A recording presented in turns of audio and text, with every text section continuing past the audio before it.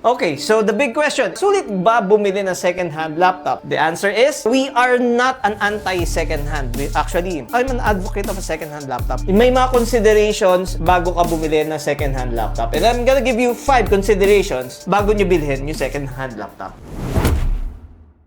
Good morning, good afternoon, good evening. This is Tito Dustin. So today, hindi laptop vlogs ang gagawin natin, pero baka makatulong to sa inyo. Our topic for today is, sulit ba bumili ng second-hand laptop? Before I work here in Laptop Factory, nandun ako sa business ng buy and sell ng second-hand laptops. And of course, I do have some knowledge kung ano yung mga dapat na binibili na second-hand at kung ano yung mga binibenta ng second-hand. So ngayon, hindi tayo magpo-promote ng mga Laptop Factory products. Pero kasi dito kasi sa YouTube natin, kung saan kami makakatulong, tutulong kami. This will not boost our sales, to be honest. Pili ko nga, baka pag nalaman to ng boss namin, baka ipa-shutdown niya tong content na ito. Okay, so the big question, sulit ba bumili ng second-hand laptop? The answer is yes. That's the video for today. See you guys in the next video. Pero, there's the word but. May mga considerations bago ka bumili ng second-hand laptop. And I'm gonna give you 5 considerations bago nyo bilhin yung second-hand laptop. But before that, kasi currently right now, nagkakaroon tayo ng mga price increase sa mga brand new laptops. Dati yung mga i3 na price point na around mga nasa 25, ngayon mga nasa around 30 to 40,000. Not to mention yung mga i5 na dating 30, ngayon nasa 50,000. Eh ano pa yung mga gaming laptops sa dating 50,000 na nagiging 100,000 na ngayon. Hindi katulad sa mga second-hand laptops, sa worth 15,000, makakabili ka na ng i3. Sa around 20 to 25,000, makakabili ka na ng i5. Let's proceed. Okay, let's start with the number 1. Yung appearance mismo. Siyempre, before you buy a second-hand laptop, i-check mo muna yung physical appearance nito. Baka sira na yung hinge niya. Yung tipong masisira na yung LCD. And of course, about the appearance, kailangan nyo rin i-check yung screen kung meron ba itong dead pixel o baka yung kalahating screen na lang ang gumagana. And about sa appearance, no, kailangan nyo rin i-check baka overused na yung laptop. As in yun, dun sa keyboard, baka pudpud na yung mga letters o hindi na makita. And then, syempre, baka yung gilid ng laptop, mga nakabuka na. Baka yung charger, baka kinagat na ng daga yung charger. And then, of course, aside sa appearance, let's go to the number 2. You need to test everything. Kasi pag bumili ka ng second-hand laptop, mahirap na kasi yung sasabihin sa buyer, sira pala to, ganyan-ganyan. Magbabalikan pa kayo. Nais ko'y makapili.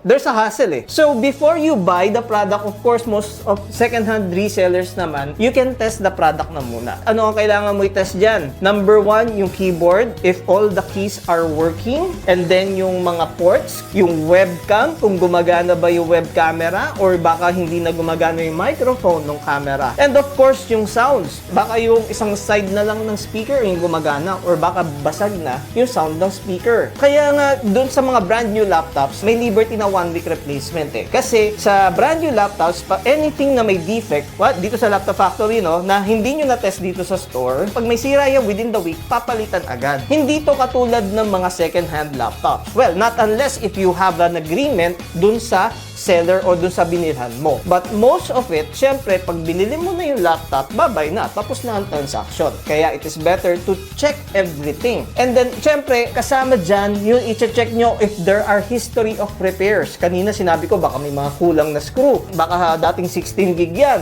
Ngayon, 8 gig na lang. Pero dun sa BIOS, pinalitan nila ng 16 gig. Yung box, as much as possible, kung ano yung kompletong package niya, sana makuha nyo pa. Yung bag, yung box, at kung meron pa yung headset or mouse na kasama. Kasi yung box, may serial number yung box na yan eh. Even yung laptop sa ilalim, may serial number. Kasi dito kasi sa laptop, pwede mong palitan, pwede mong baguhin yung processor. Pare, ang tunay na processor nito, Celeron, pwede kong i-edit to, gawing i7 o i9. Even sa memory yung tunay na memory nito, kuwari, ang mga 4 gig lang, pwede kong baguhin ng ng 16 to 32 gig Nababago dito sa system eh. And also, nakikita naman yan sa BIOS. We'll do another video about that on checking the real specs of the computer. And of course, ang pinakamaganda maganda din talaga dyan, if pagbibili ka ng second-hand laptop, dapat may kasama kayong medyo techie. Yung may alam sa computer. Parang siya yung mag-check. Parang sa kotse, no? Pag wala ka masyadong alam sa kotse, maganda magsama ka ng mekaniko. Kasi yung mekaniko mismo, makakaalam kung ito ba ay nadaan sa baha, kung may mga sira. Nandun yung factor na ingat lang na baka ma-scam kayo. Kung hindi kayo makakasama ng technician, we'll do another video how to check the real specifications, the real battery life, and yung storage life. And speaking about that, that would be our number 3. At pag bibili kayo ng second second-hand laptop, i-check nyo rin yung battery health and yung SSD or yung storage health. Nakikita yan sa BIOS. Pero ang pinakamabilis dyan yung sa Apple eh. Yung mga MacBooks, meron yan tinatawag na cycle count eh. Of course, ang mga MacBook Pros or MacBook Air or any MacBook laptops, meron siyang cycle count na hanggang maximum ganito lang. Na pag nag-reach na ganito kataas yung cycle count niya, medyo mababa na yung battery performance. At syempre, kailangan nyo rin i-check yung charger kung gumagana. Baka yung charger na yan, ang bilis na uminit o garantisabog na. Minsan, kahit i-full charge mo na yung battery, minsan hanggang 80 or 95% na lang. May settings yan na nagka-cap. Malay nyo, pag hinugot nyo yung charger, kahit 100% yan, baka 15 minutes lang ang duration yan. O minsan naman, pag hinugot nyo yung charger, biglang namamatay yung laptop. And then, of course, yung SSD health, kailangan nyo rin i-check to. Kasi pag medyo poor na yung health ng SSD, mas mabagal na yan mag-read and write. So, ibig sabihin, matagal na siya mag-copy-paste or matagal na siya mag-open ng files o mga whatsoever. And number 4, ano ang kailangan nyo i-consider on buying a second-hand laptop? Yung generation ng processor. Hindi ibig sabihin i5, mabilis na yan. Hindi ibig sabihin i7, mabilis na yan. Alam nyo ba na mas mabilis pa ang i3 12th Gen compared sa i5 na 10th Gen? The generation matters. Mas mabilis pa yung i3 12 compared dyan sa i5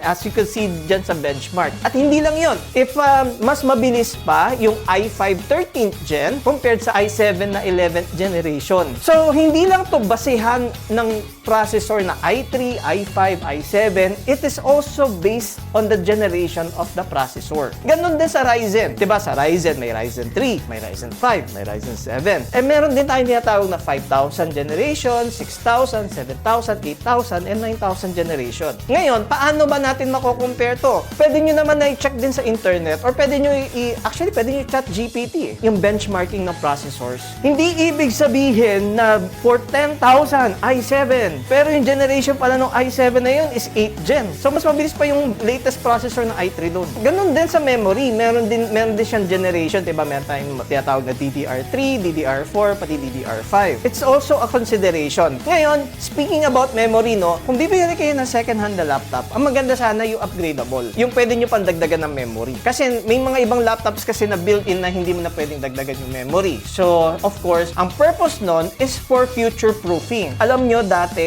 sapat na sa computer ang 4 gig. Ngayon, wala ka na makikitang 4 gig na computer. Nasa by default, 8 gig na tayo. Kasi wala na bumibili ng laptop na 4 gig memory. I'm not sure kung meron pa. On this current generation, ang pinaka-default is 8 gig. Right now, most of the customer, ang hinahanap na nila 16 gig memory. So probably in 2 to 3 years, baka yung 8 gig magkulang na. At kung 8 gig naman ng kanilang computer or ang laptop, ginagawa ng iba, dapat memory upgrade ready siya. Number 5, last but not the least, is if you can still request for the receipt. Bakit? Baka kasi yung laptop na yan is just a 1-year-old and normally ang mga laptops ngayon is nasa 2 or 3 years warranty. So, ibig sabihin, kung ma-request mo pa yung resibo niyan at pag nasira yung laptop mo, at least pwede mo pang ipa-warranty. And isang purpose din, if you could still ask the receipt, baka kasi, you know, GSM, galing sa magnanakaw. And lastly, ito, number 6 pa bonus, no? Ingat tayo sa scam, no? Baka may nag-aalok online na naka Asus ROG, na naka i9, 32 gig, na naka RTX 5090, na taga-Tacloban or taga-Mindanao. By means of transaction is shipping, payment muna before delivery. Siyempre, medyo suspicious naman yun. Maganda pa rin yung face-to-face meeting or transaction. Or kung sana, merong COD transaction. Actually, COD nga rin, medyo suspicious din eh. Minsan, COD nga kayo, pero pagbukas mo ng box, bato pala yun nasa loob. Bato! Maiden, bato! So, maganda pa rin talaga face-to-face transaction. Ayun din, paano rin ba i-check kung legitimate yung nabili mong laptop or hindi? Pwede ka actually pumunta sa service center and ipa-cross-check yung serial number na yon. Kung yung serial number na yon ay kasama sa blacklist, ibig sabihin, baka nanakaw yun. Pero kung hindi naman, good for the both of you. Ayan, so those are the 5 things that you need to consider. Actually, there's more than 5 things, pero yan yung mga pinaka-importante. But in case na na-hassle ka sa mga ganyang bagay, well, if you're looking for a brand new laptops, available naman dito sa Laptop Factory. And of course, dito sa Laptop Factory, you could guarantee na may warranty yan, may replacement yan, may resibo yan for, after sale services. And of course, pag bago, mostly, walang issue yan, walang mga problema. Napakadalang. Nakaka-tempting din yung mga price ng mga second hand, pero ingat lang din sa pagbili ng second hand. We are not an anti-second hand. Actually, I'm an advocate of a second hand laptop kasi doon ako nanggaling before sa pagbabuy and sell ng second hand laptops. Then again, sana nakatulong tong video na ito, and on our next video, tuturo ko sa inyo paano mag-check ng battery health, ng SSD health, and even yung mga some technical tips. Then again, this is Tito Dustin. Have a good day.